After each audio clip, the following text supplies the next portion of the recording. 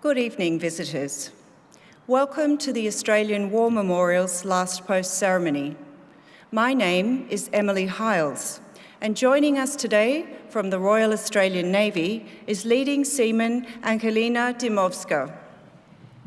Today marks the 3,000th Last Post ceremony held at the Australian War Memorial. Each evening, since commencing in the present format in 2013, the Last Post ceremony is held here in the commemorative area beside the Pool of Reflection.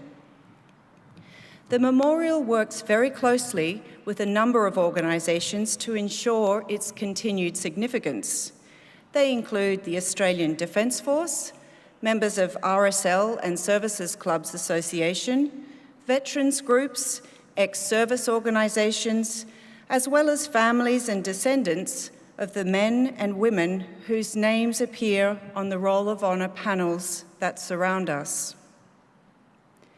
It will take nearly 300 years to commemorate every person on the Roll of Honour. However, the memorial is committed to ensuring that each and every story will be told. This evening, we warmly welcome the family of Sergeant Vincent Joseph Healy, whose story will be told shortly. We're honoured to acknowledge Vice Admiral Arie Jan de Voorde, Director, Defence Materiel Organisation and National Armaments Director of the Netherlands, accompanied by Air Vice Marshal Leon Phillips, Head of Aerospace Systems Division, Capability Acquisition and Sustainment Group Australia, and his accompanying delegation. We're also honoured to welcome Colonel Tai-Sub Kwon, Defence Attaché, Embassy of the Republic of Korea. We welcome the veterans who have served, those that are still serving, and the families that love and support them. We acknowledge the members of RSL and Services Clubs Association, RSL Victoria and RSL Queensland who are watching the broadcast of this ceremony across Australia. During this evening's ceremony, wreaths will be laid at the base of the Pool of Reflection by family and visitors to the memorial. If you're able, please stand and join in singing the national anthem.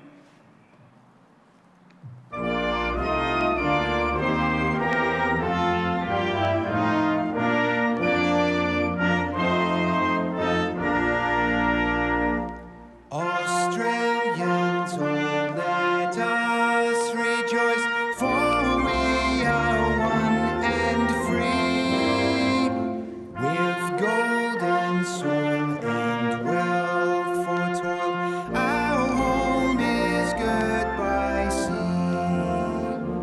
Our land abounds in nature's gifts of beauty, rich and rare. In history's page, let every stage advance Australia fair. In joyful strains, then let us sing, advance Australia fair.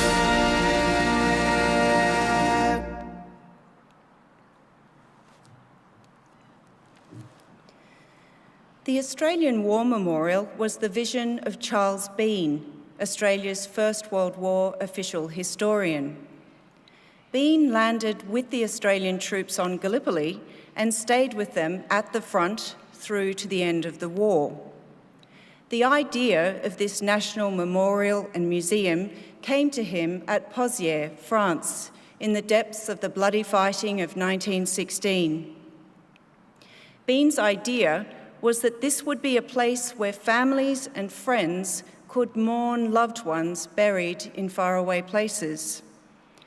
It would also be a place that could help all Australians understand what these men and women had endured and what they had done for us.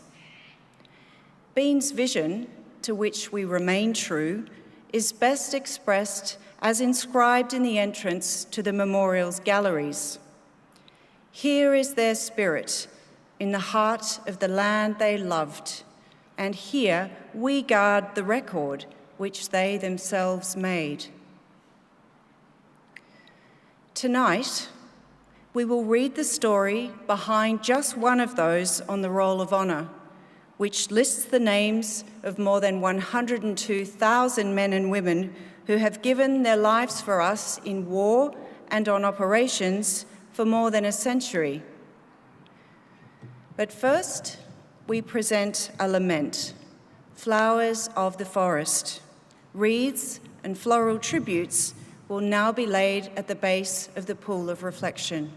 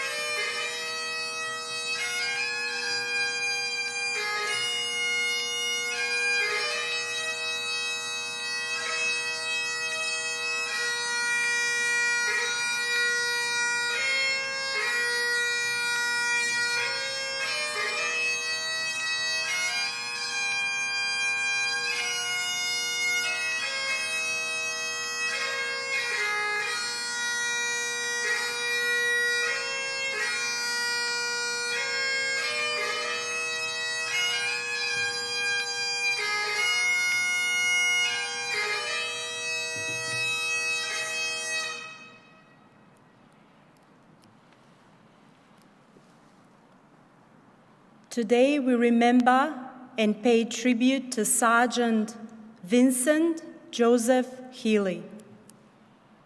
Vincent Healy, known to his family as Vince, was born in Brisbane on the 5th of August 1926, the eldest of the 11 surviving children of Michael and Thelma Healy. He grew up in Brisbane's suburb of Sungate before the family moved to Wooloowin to be closer to the bank where his father worked. He attended Sacred Heart and Holy Cross primary schools and St. Columbian's Christian Brothers College.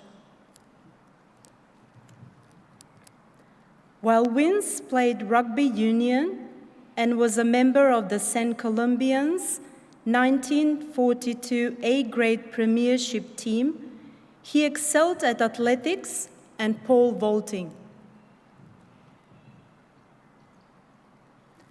After the Second World War began, Healy joined the RAAF's Air Training Corps with a view to serving when he came of age. He completed his leaving certificate in 1943 and went to work as a clerk. With his father being absent, Healy worked hard to support his mother and siblings. On his 18th birthday, Vince Healy joined the Merchant Navy, but his service was short-lived. With too long a wait to join the RAAF and being keen to do his bit, he instead joined the 2nd Australian Imperial Force at the end of November 1944 and spent 1945 qualifying as a machine gunner. He also had several stints in hospital due to injuries suffered in training. In the aftermath of Second World War, Healy transferred to the 66th Battalion, which had been formed as part of Australia's commitment to the British Commonwealth Occupation Force that would occupy Japan. Embarking from Sydney in March 1946, he and his comrades arrived in early April, and the men were soon involved in disarming the Japanese military and ensuring the populace were kept safe. During his time in Japan, Healy wrote to his mother and siblings and keenly anticipated their replies. He maintained a paternal concern for his siblings, exhorting them to do well at school and to help their mother. When he was given leave to Australia, he returned home to Wooloowin.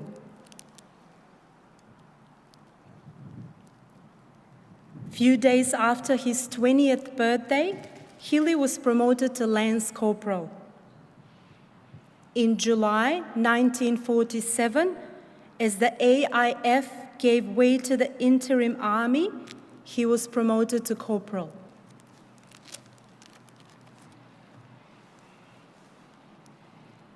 Vince was among the first to sign up after the formation of the Australian Regular Army in November 1948, discharging from the interim army on the 8th of November and signing again on the following day.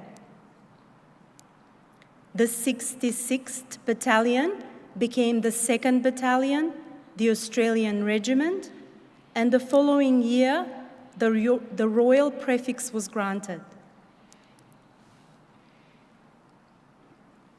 Shortly afterwards, the 2nd Battalion was withdrawn from Japan and sent to Pakapanye in Victoria, where it became the training battalion for the Australian Infantry. Healy became an instructor and was well regarded for his leadership style.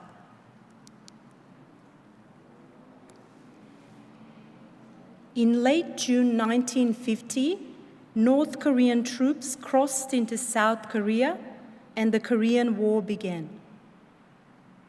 Healy volunteered to go to Korea expressly against the wishes of his mother.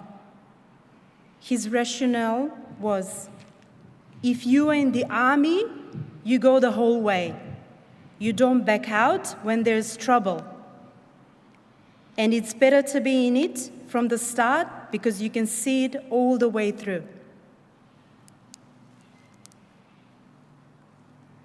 As a specialist machine gunner, he was sent to Japan in late August and joined the 3rd Battalion, the Royal Australian Regiment, posted to the medium machine gun platoon in the battalion's support company.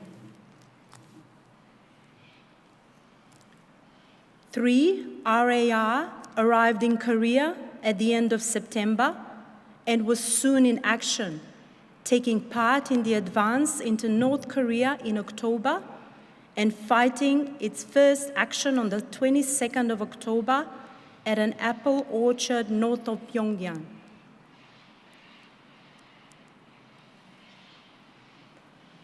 At the Battle of Apple Orchard, 3 RAR attacked and routed a North Korean regiment that had been attacking an American airborne unit.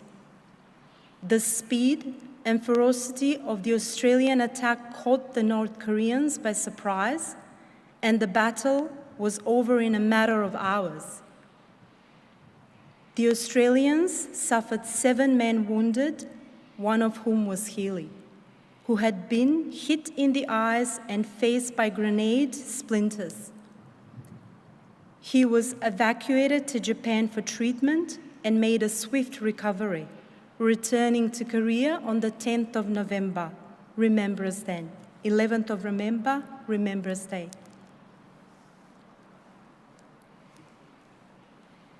In early January 1951, Healy was promoted to temporary sergeant, taking over the senior NCO role in the medium machine gun platoon.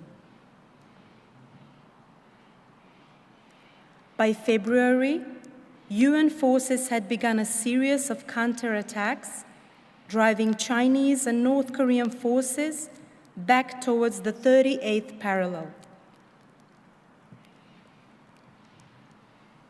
At the start of March, 3 RAR was ordered to capture the strategically important Hill 410, known locally as Maewa-san.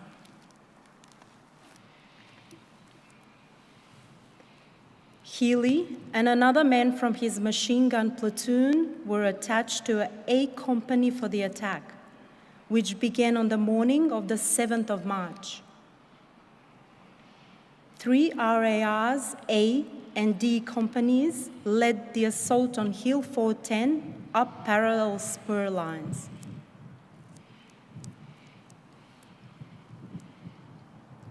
A company advanced a third of the way up the spur before being pinned down by machine gun fire.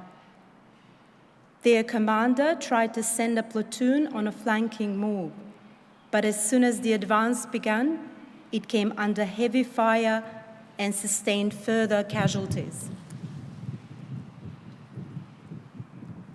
Healy's friend, Sergeant Charlie Scholl, was wounded, and Healy ran forwards to assist. As he was bringing his friend in, a mortar round landed nearby. Healy was instantly killed by the blast. Scholl survived his wounds.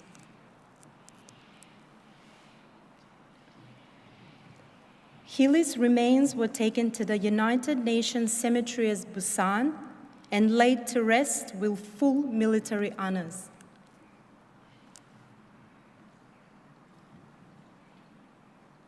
Vince Healy was 24 years old.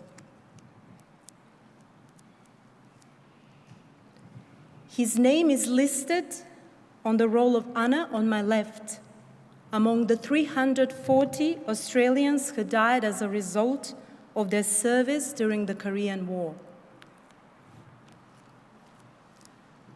His photograph is displayed today beside a pool of reflection.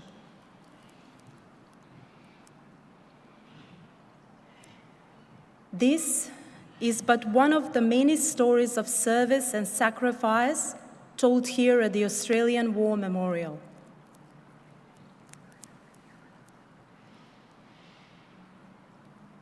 We now remember Sergeant Vincent Joseph Healy, who gave his life for us, for our freedoms, and in the hope of a better world.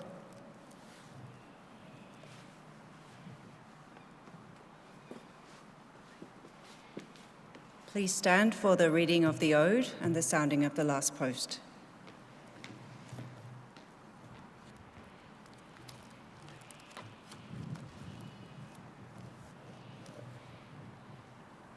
They shall grow not old, as we that are left grow old. Age shall not weary them, nor the years condemn. At the going down of the sun and in the morning, we will remember them.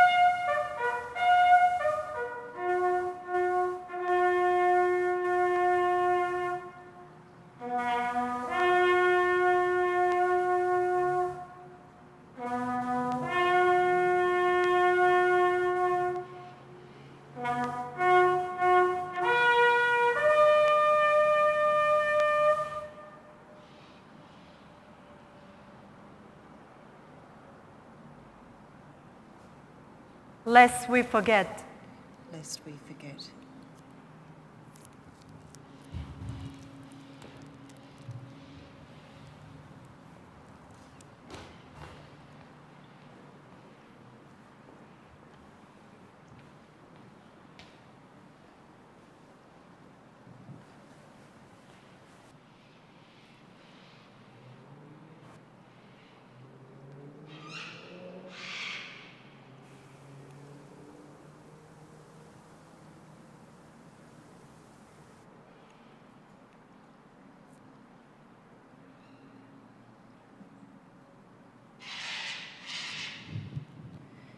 We leave you this evening with the words of the memorial's founder, Charles Bean.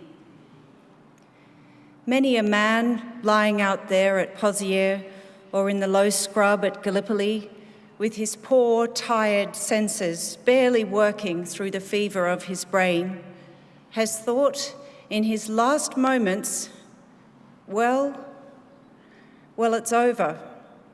But in Australia, they will be proud of this.